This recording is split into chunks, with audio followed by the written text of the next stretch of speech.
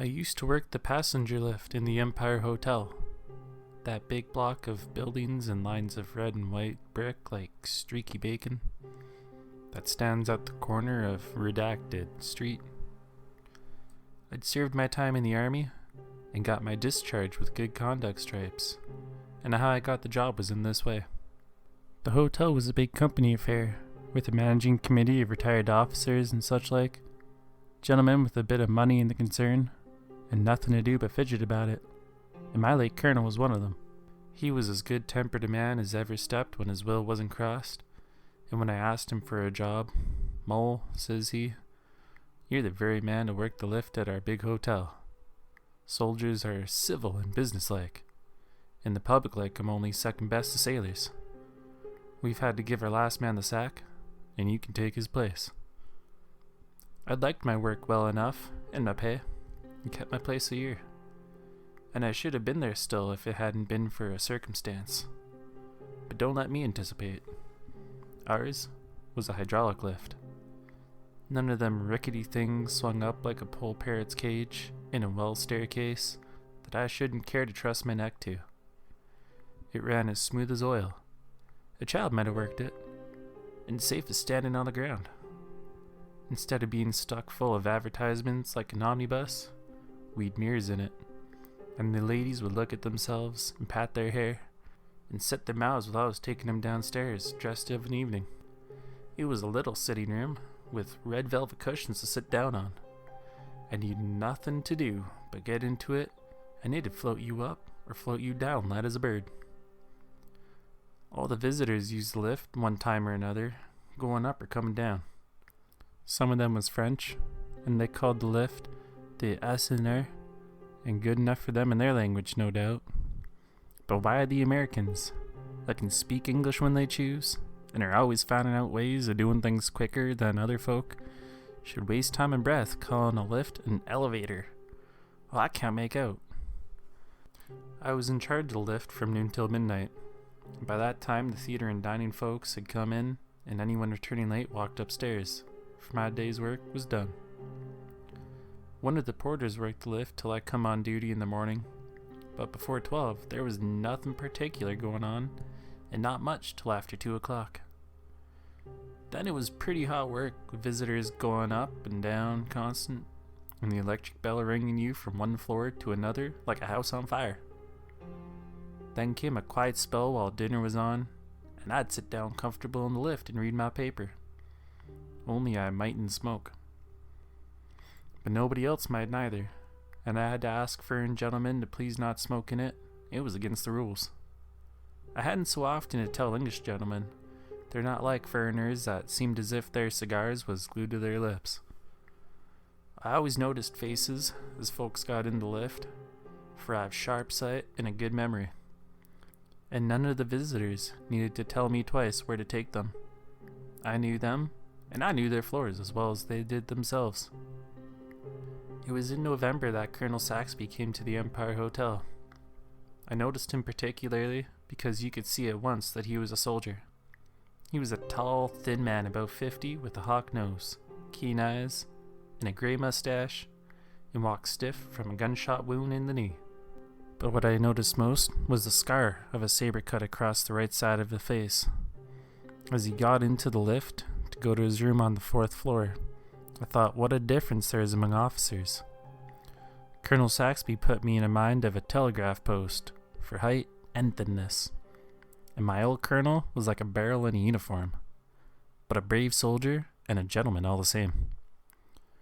Colonel Saxby's room was number 210, just opposite the glass door leading to the lift, and every time I stopped on the 4th floor, number 210 stared me in the face. The colonel used to go up in the lift every day regular, though he never came down in it till... but I'm coming to that presently. Sometimes when he was alone in the lift, he'd speak to me. He asked me in what regiment I'd served, and said he knew the officers in it. But I can't say he was comfortable to talk to. There was something standoff about him, and he always seemed deep in his own thoughts. He never sat down in the lift. Whether it was empty or full, he stood bolt upright under the lamp, where the light fell on his pale face and scarred cheek. One day in February, I didn't take the Colonel up in the lift, and as he was regular as clockwork, I noticed it. But I supposed he'd gone away for a few days, and I thought no more about it. Whenever I stopped on the 4th floor, the door of 210 was shut, and as he often left it open, I made sure the Colonel was away. At the end of a week, I heard a chambermaid say that Colonel Saxby was ill. So, thinks I, that's why he hadn't been in the lift lately. It was a Tuesday night, and I'd had an uncommonly busy time of it. It was one stream of traffic up and down, and so it went on the whole evening.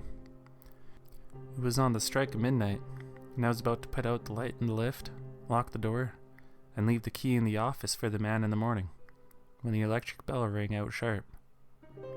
I looked at the dial and saw I was wanted on the 4th floor. It struck 12 as I stepped into the lift. As I passed the 2nd and 3rd floors, I wondered who it was that had rung so late, and thought it must be a stranger that didn't know the rules of the house.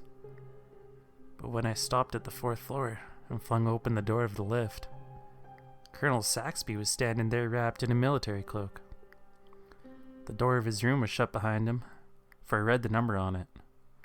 Thought he was ill in his bed, and ill enough he looked, but he had his hat on, and what could a man that had been in bed 10 days want with going out on a winter midnight? I don't think he saw me, but when I had set the lift in motion, I looked at him standing under the lamp with the shadow of his hat hiding his eyes, and the light full on the lower part of his face. That was deadly pale, the scar on his cheek showing still paler. "Glad to see you're better, sir," said I, but he said nothing, and I didn't like to look at him again. He stood like a statue with his cloak about him, and I was downright glad when I opened the doors of the lift for him to step out into the hall. I saluted as he got out, and he went past me towards the front door. "Colonel wants to go out," I said to the porter, who stood staring, and he opened the door, and Colonel Saxby walked out into the snow. "That's a queer go," he said. "It is," said I. "I don't like the Colonel's looks.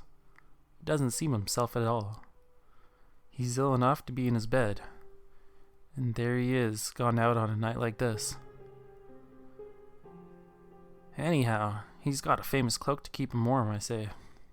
Supposing he's gone to a fancy ball and got that cloak on to hide his dress," said the porter, for we both felt queerer than we cared to say.